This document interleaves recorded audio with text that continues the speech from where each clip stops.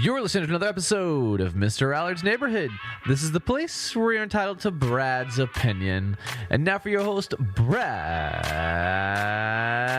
Allard. Well, sorry we were a little late, guys, but I had a phone call from a repair person just as we were about to go on. It's that time of year. Keeping up a house is expensive. Today at Victoria Sites today, and she is leading a seminar tomorrow over at Pathway. It seems like that's our usual place to have these kind of events. It's several events have been there. Yes, we are not limited, but we have not a selection of what our venues are to do that. So but we're thankful for all of what we do, though. You know, it's I talk to the city council people on the show, and I'm always saying, when are we going to have something like Cleveland has, a convention-type center? Mm-hmm. And there's all talk about doing something connected with the golf course on the highway and all this other business, but you know how slow things are. Yeah. But, it's tough getting things moving like that. That'd be great to have something like that. Well, and that kind of brings up something. Victoria Sykes is on the city council. I'm Veronica Sites. Yeah, right. And we often get confused. I thought the similarity name. Victoria is on the show once a month. Yeah. So, because I've known her, I told you before, I was a former teacher, and I've known her for 20 years and all that. And I'm sure she's quite relieved today because she won Saturday. And we're all glad that the elections are done. They were moderately low key, we've had some that have been pretty exciting, but this one is like, no, we're just no big deal, which is a good thing. Taylor, how you doing? Can't complain. Yeah, every time I have these issues, you think, thank God I'm not a homeowner, right? So, but anyway, he's living the dream, running around his Tesla and all that, so there you go. Well, yeah, but we're going to talk with Ms. Sites about the seminar, the program, where it is, how you can attend, the tickets, the what's on the schedule, all sorts of things. And it's a really big deal. May is Mental Health Month. Yes. I've had other related guests on there before about it, and it's like, people I don't think really appreciate, right? That's the word I'm looking for, appreciate what the mental health services we have here in this community and how much we need more of them, tell you the truth. People don't look for them until they need them. Right. And that at that point, you're kind of scrambling. So that's what this forum is about, is let's set the table and get knowledge to people that need to know before they need it. But plus, there's a lot of, what's a good way of putting it, reluctance, I guess, on people's part sometimes to even admit they have a need for those services. And so we'll be talking about that, but we'll be talking about our sponsors now, whom nobody is reluctant to receive their services. This little pun there. Yeah. Our Place Restaurant, of course. I bet you've been there more than once. I sure am, a regular. A regular, yeah, that's great. You have anything in particular you like off the menu? You know what? I like the bread and the butter. That's just, that's my weakness, but I'm a salad person, so. Oh, okay. So you don't get the chicken fried steak? I have succumbed to that temptation many a time. Well, also, have you been to Gina's yet? His Otto's second restaurant he's opened up. I have not, but I've been hearing a lot about it, and so I need to get myself on in there. Yeah, it really is a very nice place. It's a neighborhood restaurant. It's not. It has a very hometown feel to it, and the pizza's great, so that helps too. And a lot of the staff at our place have transitioned over to that restaurant, so it's very familiar staff. Yeah. It's not a bunch of all new people. Also, thank you to our friends over at Wild Cigar. They had a big event themselves coming up. They do have one coming up this Saturday. They have we'll go away, but their own little flea market, if you will, own little marketplace. They're going to have some vendors out there. A roasted beanery, Doughboy Donuts will be there. It's going to be a nice little Saturday morning thing. So if you're on the way to doing things, you can just drop on by over there at the Standard, and you'll see all of it right off of Hidden Creek. Thank you, Chris and Nathan, for what you do. They're very good at very strong community supporters. Are you a cigar smoker by any chance? I am not, but I do like to smell one that's not lit. Yeah, you do. Well, go to the humidor, because they have a beautiful humidor, and it's got all these cigars, and it really is an experience. It's like I didn't realize until they started sponsoring just what a whole world unto itself cigars are. There you are. It's like wine. Okay. Also, thank you to Tiffany Nico at Local Life Magazine. You should have yours today already. It just came out last week. Goes to 30,000 homes. It goes to many businesses here, so I see them all the time at various retail establishments, the auto shops, whatever else.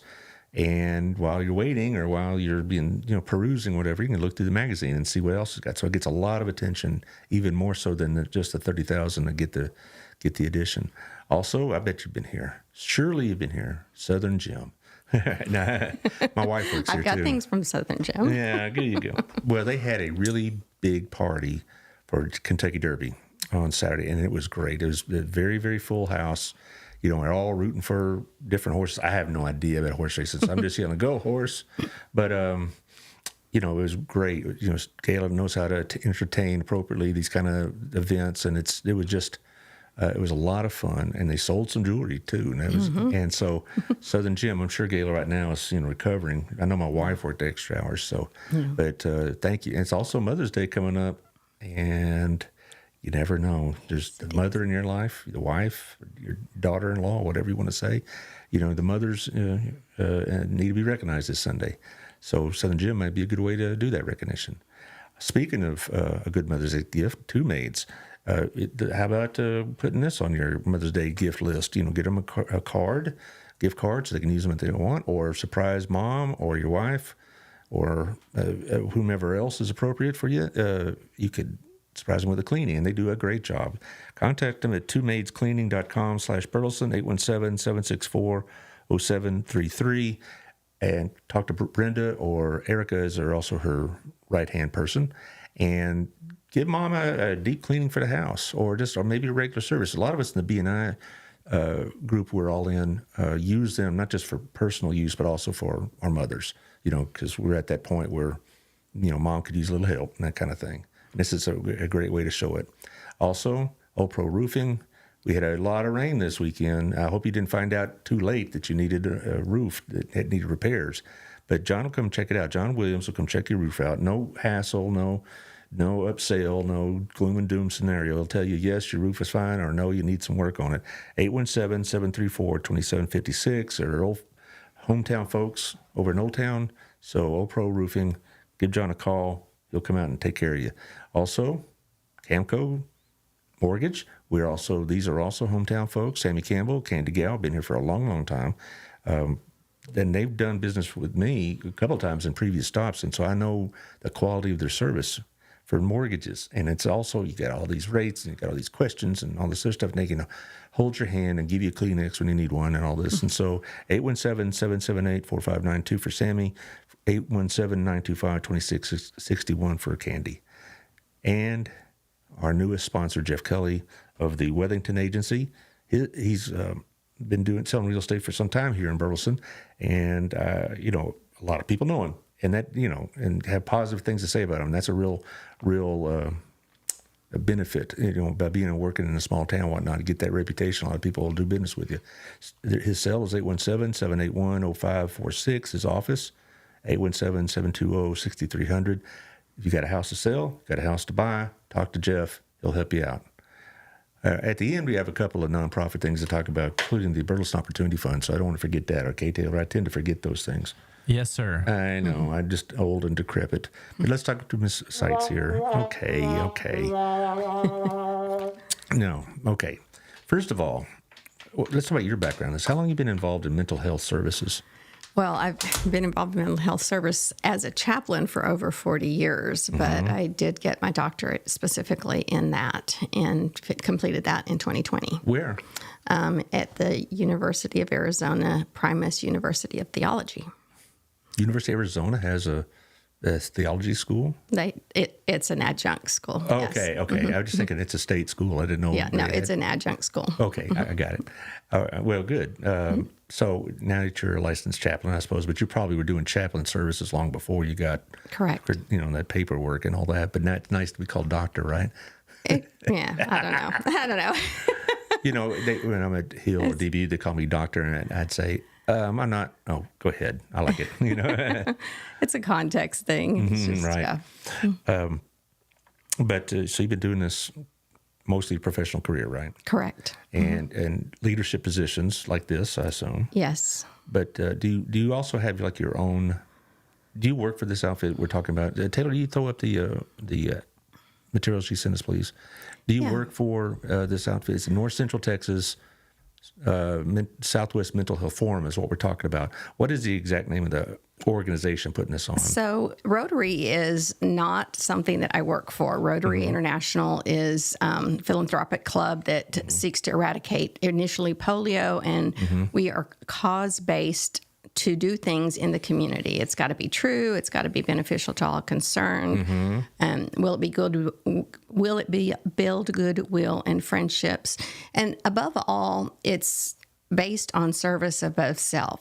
So what I do for a living is I am a trauma-informed coach. I chose many years ago not to take the licensure of a therapist because I'm a first responder and I stay in the space of being on the front lines. I've learned some things of value that actually leverage what I do and the person's impacted to connect them to the right therapist in disasters or following traumatic events of whatever that is, whether it's a disaster, a personal family crisis, or it is an individual situation.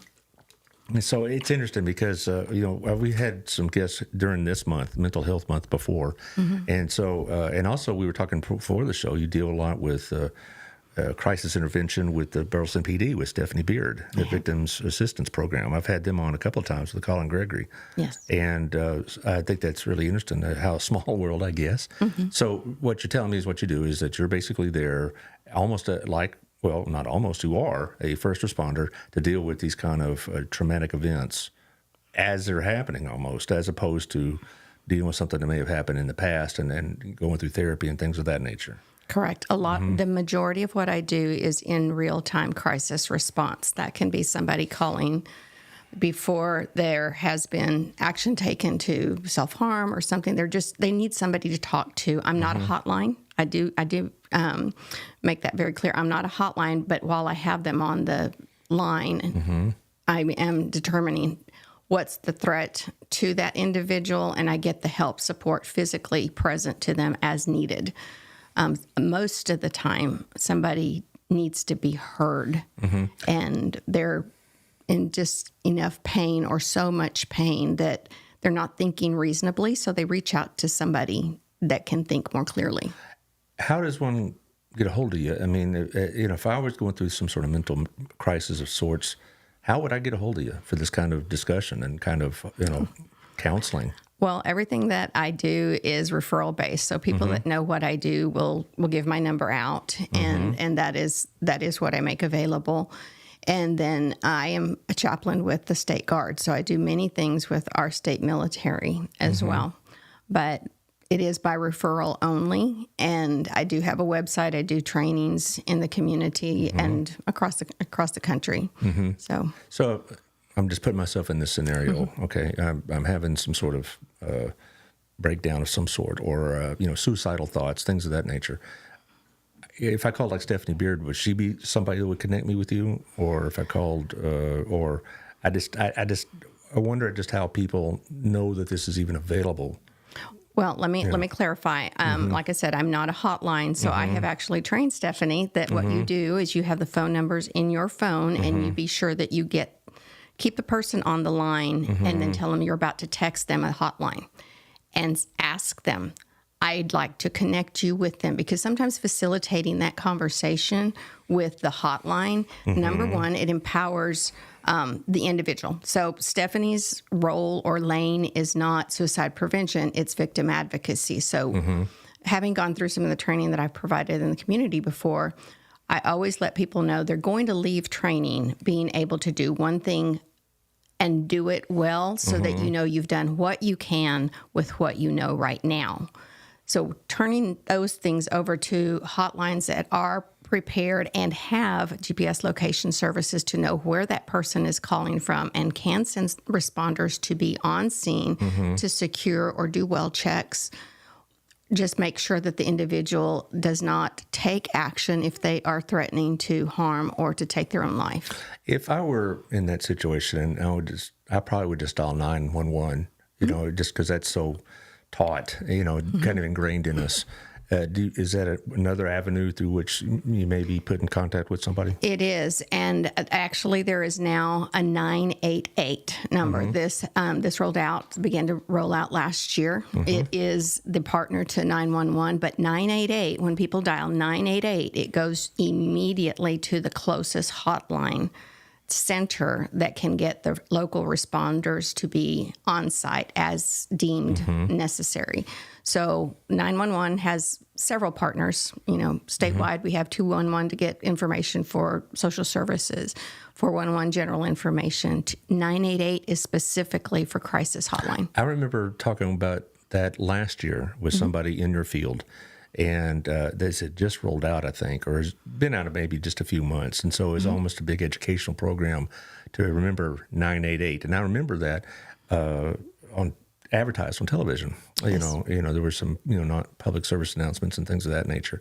Now, as far as, the provision of the services on tomorrow, this event. Yes. At Pathway.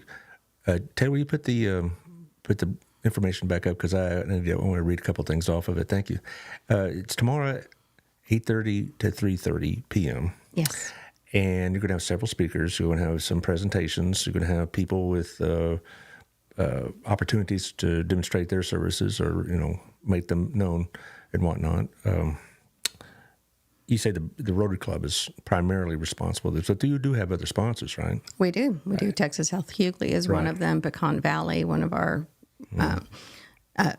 more local. I mean, Texas Health Hughley has behavioral health, but one of the outpatient or more long-term facilities is Pecan Valley. We have the Country Cars of Cleburne. Again, there's a number of different.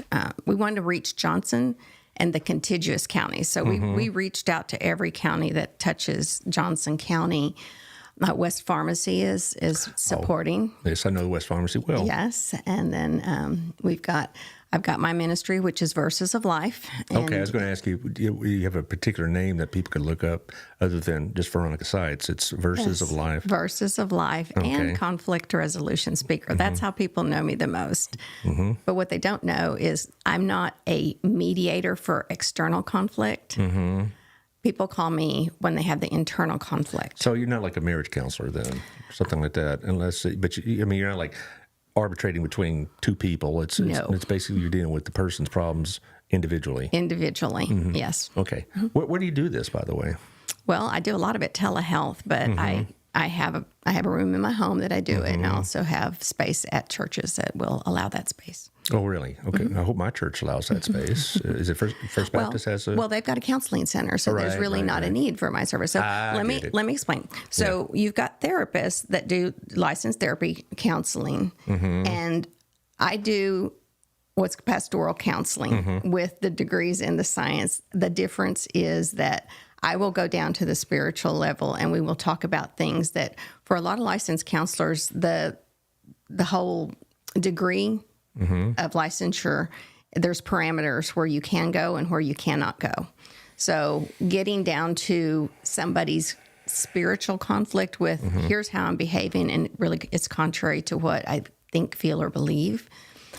I listen for those things to have a person realize, okay, here's where the conflict is. And many times it comes out in speech. So for example, somebody says, I just really can't do that, whatever that is. And I listen. I'm like, okay, do you believe that it is impossible for you to do that? What does can't mean?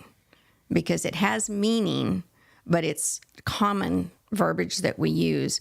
So we explore that. Is there a hesitancy? Is there a trauma? Is there something that prevents the individual from conceiving the idea that it's actually possible to do different? Well, I have availed myself to the services of Promises a few years ago. And what I found there was, one of the reluctances a lot of people have to go into a faith-oriented type of counseling is that, okay, they're going to either make you feel guilty or they're going to hammer you with a scripture or something like that. And when I went to the counseling there for stress issues and whatnot a while back, I could probably use them again, tell you the truth. you could go as spiritual as you want to, you know, but the counseling was in every way what we could be considered appropriate counseling. You know, it wasn't like, okay, let's just pray for an hour. No, where's my money? It wasn't anything like that at all. You can pray or not pray. You could talk about spiritual things or not. You could talk about, you know, if you're mad at God or not. You could, you know, the patient drove the conversation. That's it. Yeah, and when I was dealing with my counselor, who's a good friend also, not every conversation was scripture oriented at all. You know, we'd spend the time talking about other things, and so but I was comfortable in the fact that I know that anytime I wanted to go that direction, there it was. Yes, and that's a lot. That's the delineation. The client has to bring it up and kind of guide that portion of it. Generally, when people are referred to me, the individual being referred knows, one, I'm a chaplain. I'm not going to preach at. I'm not going to try to proselytize. I'm not going to beat them over the head with the scripture. What I am going to ask is I'm going to ask what's important to them and what base of faith do they have. My master's degree was in world religions and spiritual revival, so I have a pretty good knowledge of many of the foundations of a lot of religion, but it's also not about that. It's about really understanding, how does a person think?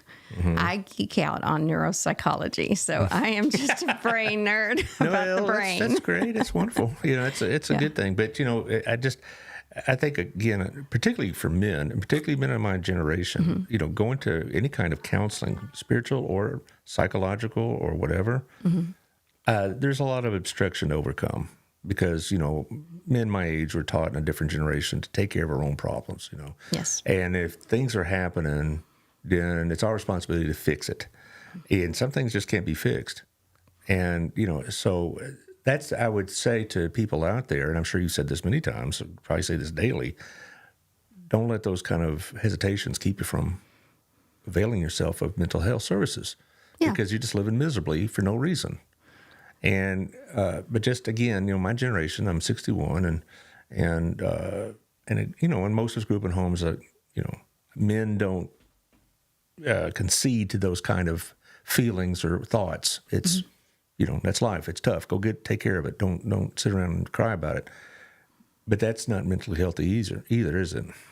It's kind of taking dehumanization of the situation. So it dehumanizes the person that is a human. Men and women we're wired that way. I mean, we are fearfully and wonderfully made. We have emotions. We have thoughts. But here's the thing. Male and female have an organ called the brain. Well, the thoughts are not tangible. It's what comes in and out and then settles into the body. It affects you. Or mind, you know, that's depending on how you're thinking of it, or an individual is wrapping literally their mind around the concept. It's neither a thought or the brain. It could be, you consider that it's a little bit of both. But the bottom line is, what you don't address cannot improve. And I like to, one of my daughters taught me this very young, is, you know, secrets don't make friends. And one of the things that the generation that you're referring to yourself is, there wasn't permission to be human as a man. Yes, there's hurt. There wasn't a lot of permission to cry, or, you know, and life circumstances happen. People pass away, they die, and emotions are invoked. It's not very kind to not give space, a proper space for expressing that. You know, for a lot of men in particular, it's not so much, you know, you talk about like somebody dies and they internalize it. That happens. But for a lot of men, it's because maybe professional setbacks or loss of that kind, that's hard to deal with. And sometimes they deal with it by reaching out for, I don't know, alcohol, whatever else. And I'm sure in your career, you have a lot of people that are dealing with the drugs and the alcohol. Will this seminar tomorrow address those issues? We will address use, misuse, abuse of substances, be it alcohol or drugs. We have moms that had lost an adolescence to fentanyl to, we've got representation from, I like to call it an umbrella. Mental health is an umbrella. The forum sets a table of knowledge that helps people understand. We know that stigma exists.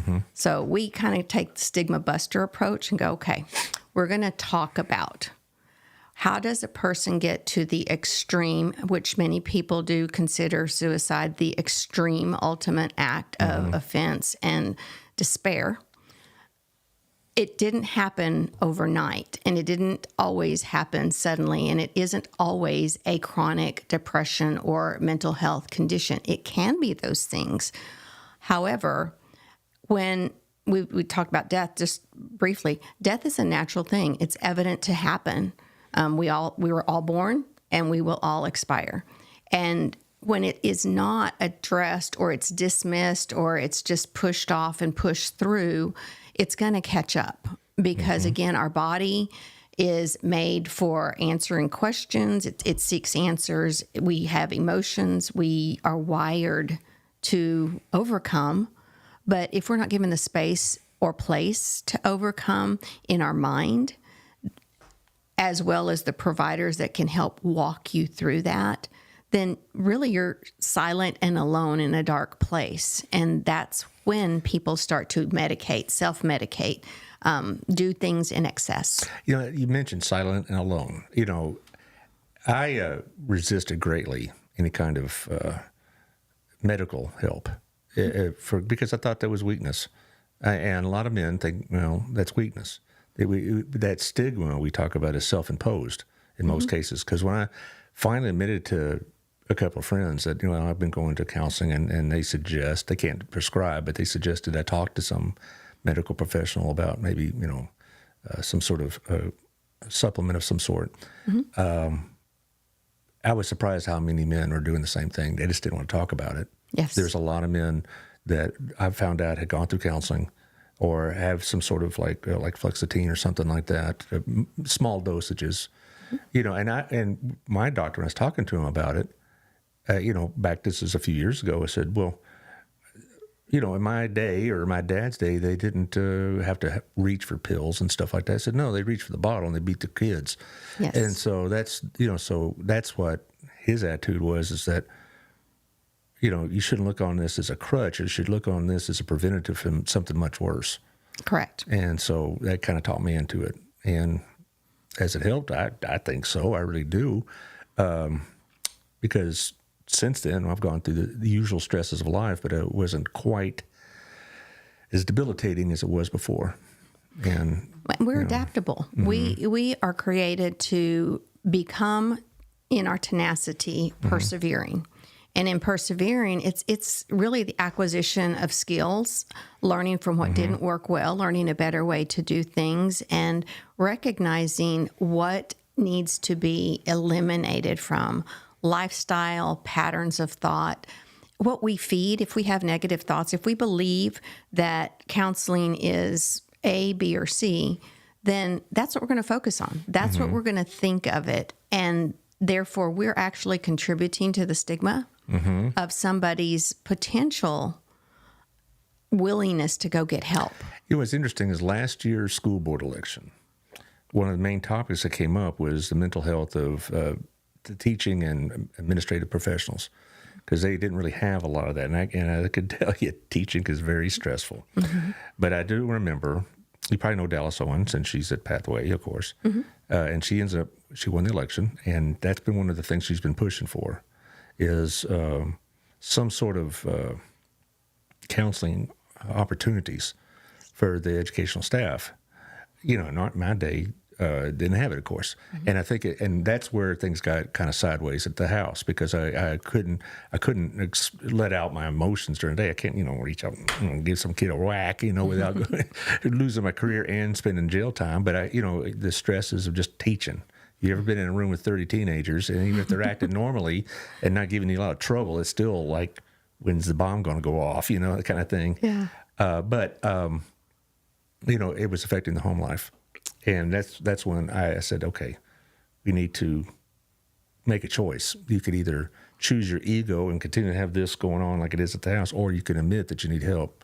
and you can admit that that you can't do this just by toughing it out. And so it was about roughly a decade ago I started availing myself of these kind of services, and I think it's made a difference. Yeah, it's opening up to the possibility that there's benefit to doing something that you haven't done before. Because if you don't know what you don't know, how can you really assume you know what the outcome is going to be? Well, I can think of a lot of people in my life that probably could have used this, older people in my family, older friends. Now, in the generation behind me, it's very common. It's almost like expected.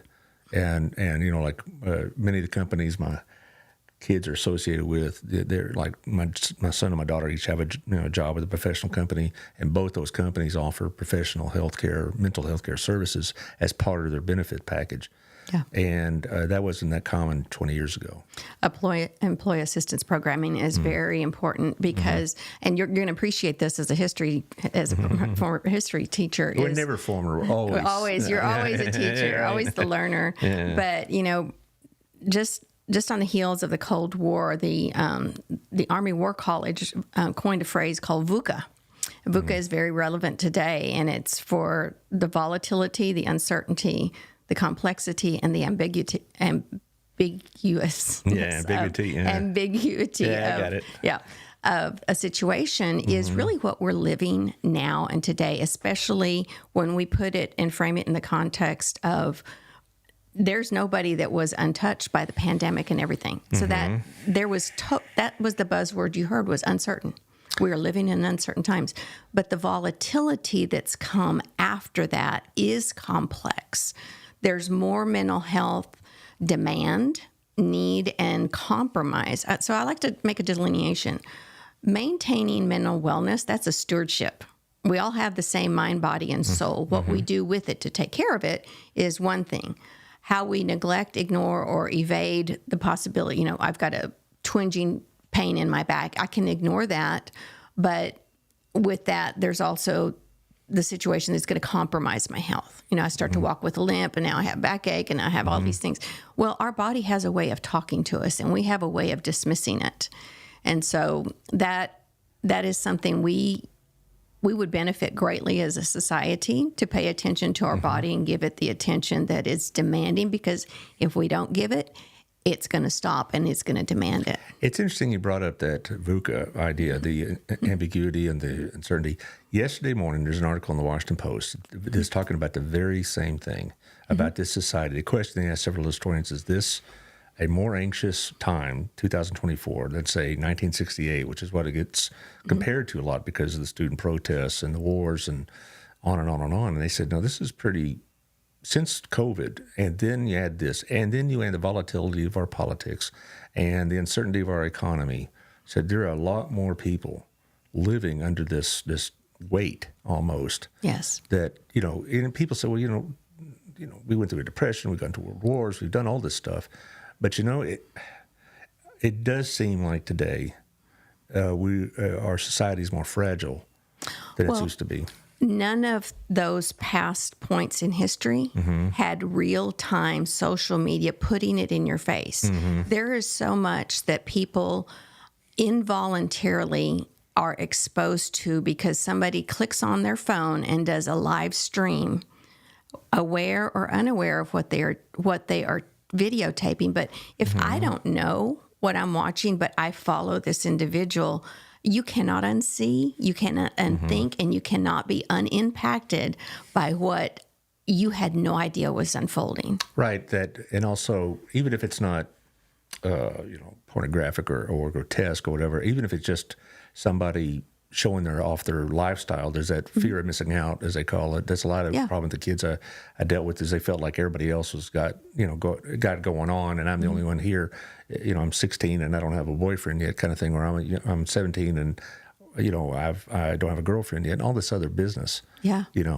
Back in my day, it wasn't the same, and there's also a whole lot more physical socializing. We didn't have social media, so me and my buddies, we play basketball, or we would hang out, or throw the ball around, or whatever. Now they just hang on their phones.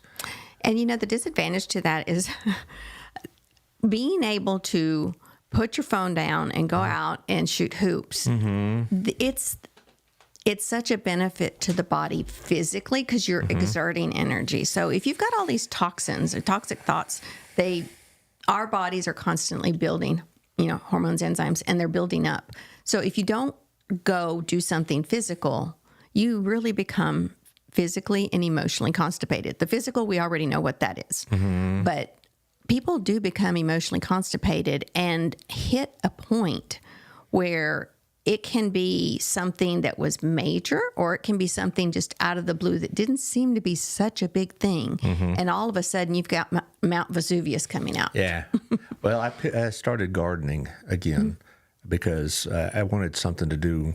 It's not been very successful so far, though not everything is sprouted, but still, it was something to do to get me off the screen, because I do spend some screen time because of my job.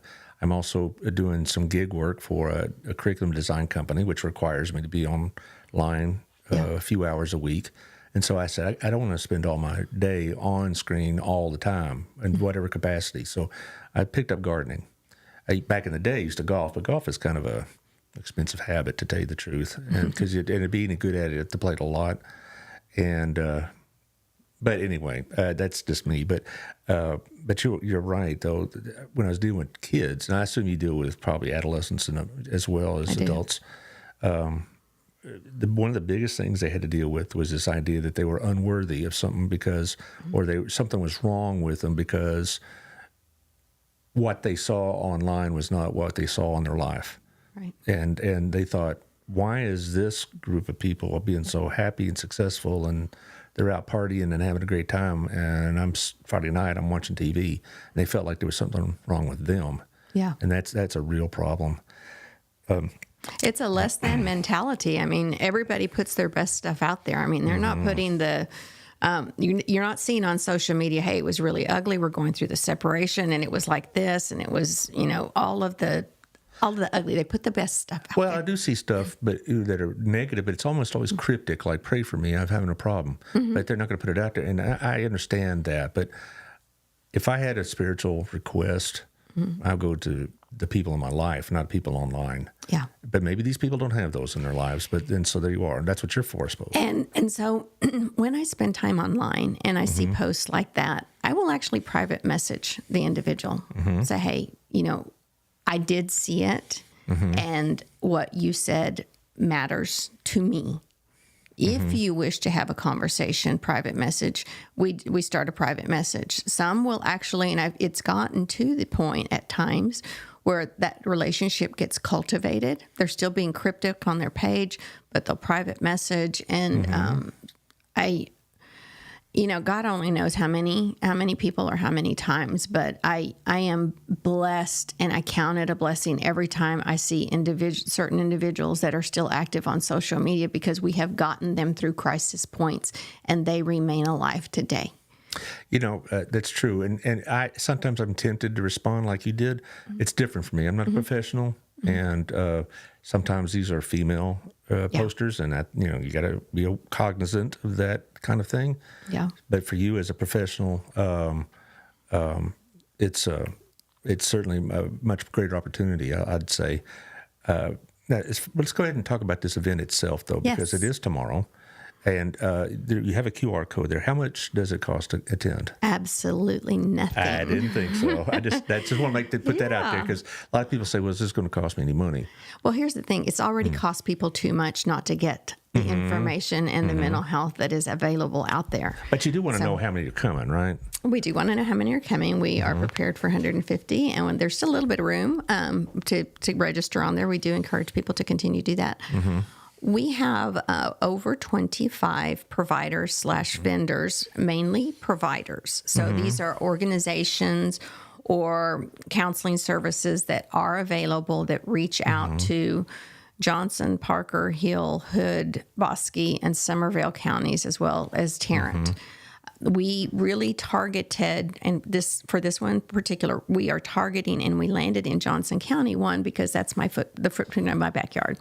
And I know our Rotary clubs, and we are definitely service above self. Johnson County being the county seat, we decided the contiguous counties around that are really what need the help that Johnson County has, but is not as versed as what is available to do the greater strength broader.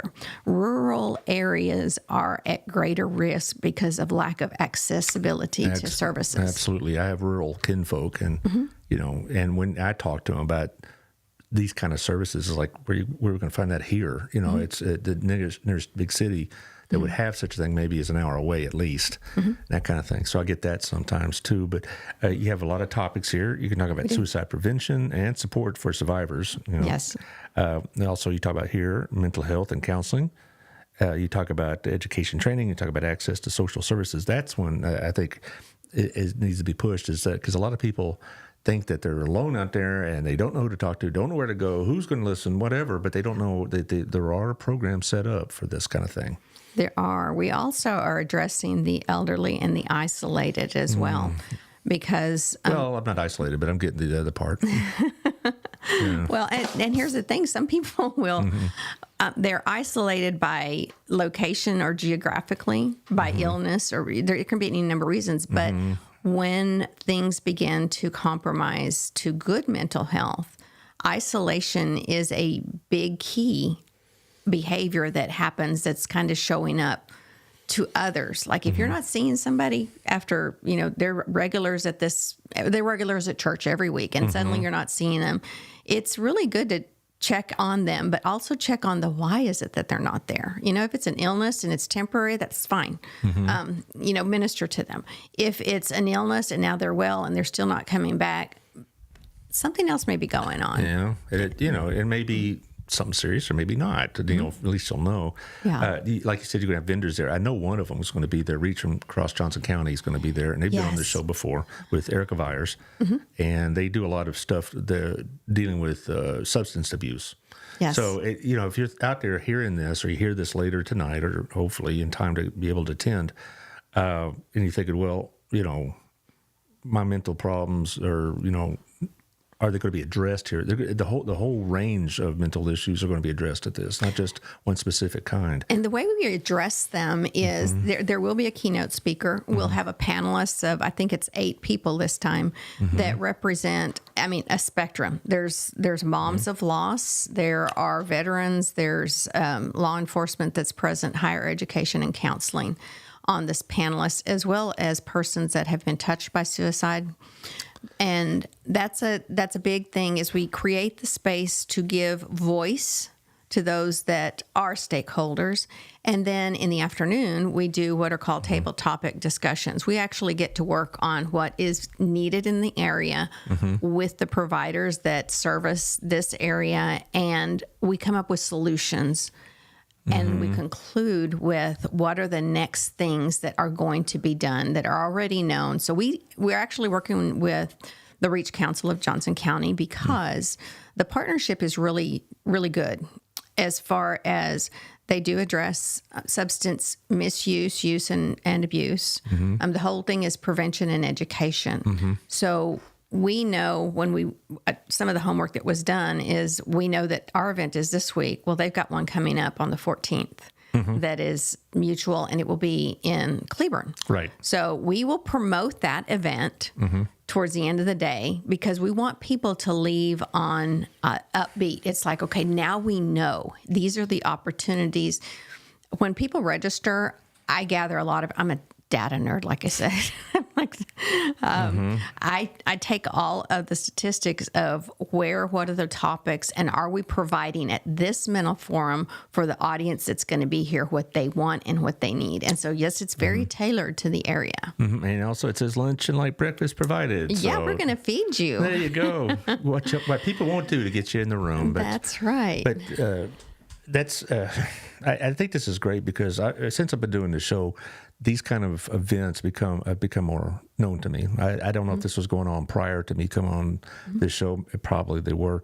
But now it's like they really are emphasizing mental health issues in a way that I haven't seen before, which is a good thing. Yes. Very much a good thing. And your speaker, I'm not familiar with it. It's Ginger Simonson? Ginger Simonson is prior federal service. She's a retired veteran, and she is very big in peer support and advocacy for veterans. So she and I partner. We do a program called Reboot, which is Trauma Reboot it's anywhere from 8 to 12 week program that is conducted either online, we do hybrid, or in person. It addresses trauma. So there's 3 programs. One is trauma, one is for first responders, and one is for combat veterans specifically. So what the program is about, it's about creating the space with the people that know the culture.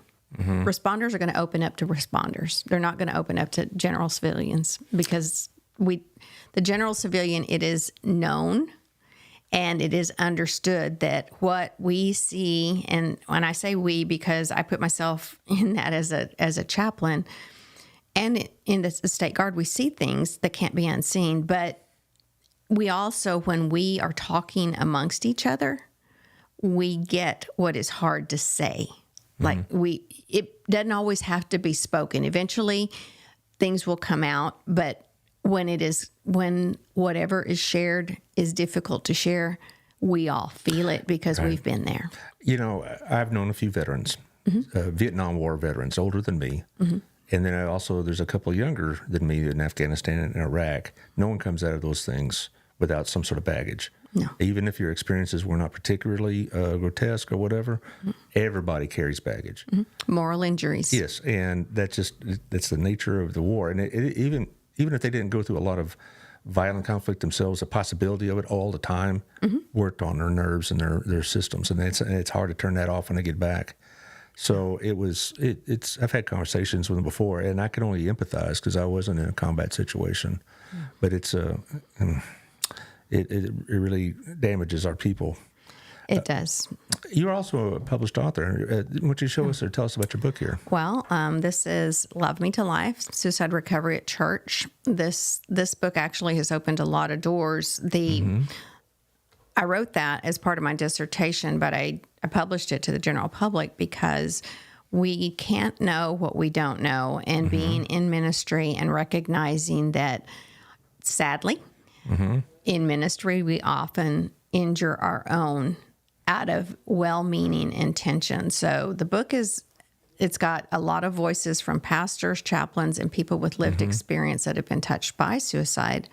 And it also gives insight and perspective from why they quit going to church, what got them back to church, why they have been hesitant to even consider church at all. So basically, I share my testimony at the end of it because the advocacy that I have, it's birthed from a lot of hurt and a lot of trauma. I have no shame, but I also will say I'm not proud either. I am an attempt survivor.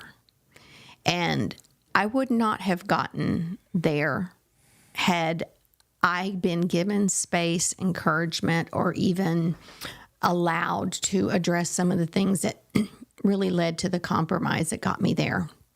And my compromise, my story, in short, is I have dealt with depression. Depression is not what got me to the point of considering taking my life. It was desperation. Now, they were coupled together, that I know very, very clearly. But there's a delineation that a lot of people do not really give credit to what happens oftentimes. And I guess the easiest place to go is to the Great Depression. When the stock market crashed, a lot of people took their lives. That was not chronic depression that led to that. That was acts of desperation and uncertainty of what was going to be. So, desperate situations can lead to terrible tragedies.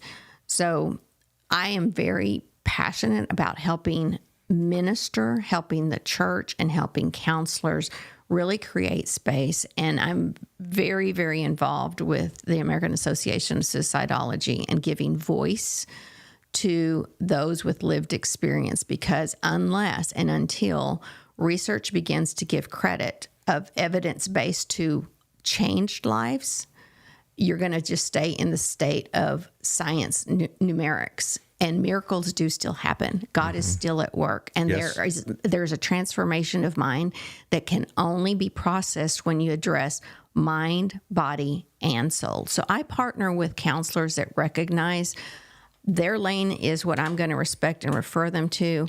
And they know my space, and they know I will handle a person with care. Is that book going to be available tomorrow? It is going to be available tomorrow. And then the other book is Tactical Tenacity, 21 Ways to Build Resilience. This is my latest book. I self-published it last year. I will tell you what I learned. I will not self-publish again. But it is a very good book. It's very powerful.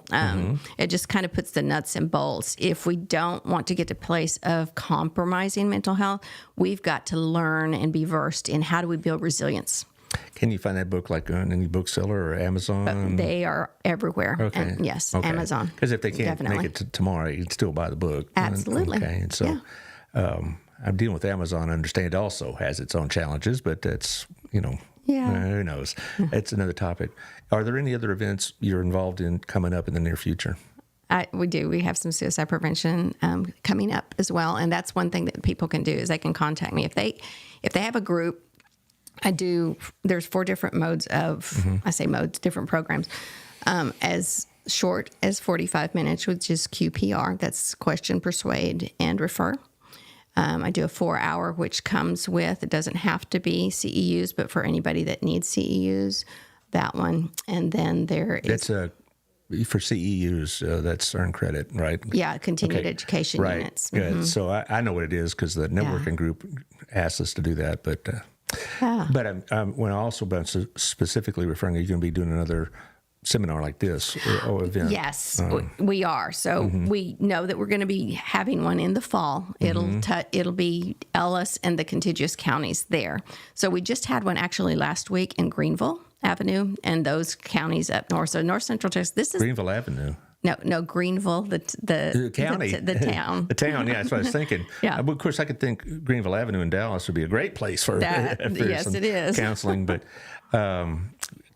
I'd like to do this again, maybe later this summer. I have more time Sure. to talk. And we talk maybe not just about tomorrow's seminar. I will probably ask how it went, of course, but we can also talk about, the things we talked about today because we just kind of just hit the surface of that. Yeah. So let's make sure that happens. But one more time with Taylor, if you would, with the seminar promotion so we could, emphasize it, shall we say. Yeah. Thank you. North Central Texas Southwest Mental Health Forum. Yes, and we outlined, and I don't know if you're listening, you can't see it, but we highlight the counties that we've targeted. Well, it's just general these counties here, and it starts at 8:30. Lunch and breakfast are provided. They have various tables there for people to find something of their particular need or interest, and they're going to have speakers. And I think I'm really glad that our community gets behind these kind of things. Thank you to the Rotary Club. Thank you to Texas Health Hughley. Thank you to the private sponsors, the private businesses. Thank you to our mayor, too, because at 5:30 today, he's declaring a proclamation that tomorrow is Mental Health Day in Johnson County, specifically to Burleson. I know he's very supportive of these kind of events, so there you go. That's very appropriate. I'm glad he's doing that. Taylor, thank you for your wizardry, as always. Always. Tomorrow we have another service-oriented group. The Center for ASD's got something coming up pretty soon, and so Opportunity Fund. yes, I'll get into it. Okay. Anyway, and also on Thursday, I got a really interesting guest. This is the first time for me. It's the Cleveland Railroaders will be here. One of their representatives will either be here in the studio or on Zoom, depending on what they do coming up. Also, like Taylor mentioned, we have the Burleson Opportunity Fund. I'll be pushing this all month because I'm part of it. We have a golf tournament on the 7th of June over at Hidden Creek. It's going to be a big fundraiser. I'm going to have one of the leaders of the group, our former state senator, will be on the show. Beverly Powell will be on next Tuesday, a week from tomorrow. We're going to talk about the BOF. We're talking about what it does for students. And I'm going to be pushing this pretty hard because I, as a Hill adjunct, I deal with a lot of these young people that get opportunities to go to school through the BOF, and it's one of the best things this community does. Yes. Yeah, and so we'll be talking about the BOF, the golf tournament, Friday, June 7th, 2024. You can always give to the BOF at any given opportunity because we're going to have a very ambitious goal to raise money. It's costing more every year to educate children, so we'll be looking for some serious money, guys. So hopefully y'all can sign up. If you have information or want more information, Kayla Hoffman is probably the primary contact over at Sierra Bank, but there's several other people. Of course, there's always Patsy Dumas. Patsy. Everybody knows Patsy. Yeah, you just get a hold of it. But I tell you what, you won't walk away there. She won't take no for an answer, dadgummit. She's so sweet. How can you say no to Patsy? It's like, oh, that's just not fair. All right, but I appreciate what you do. I appreciate you being here, and I hope that you have an exceptionally successful day tomorrow. Well, I appreciate it. Thank you. You bet.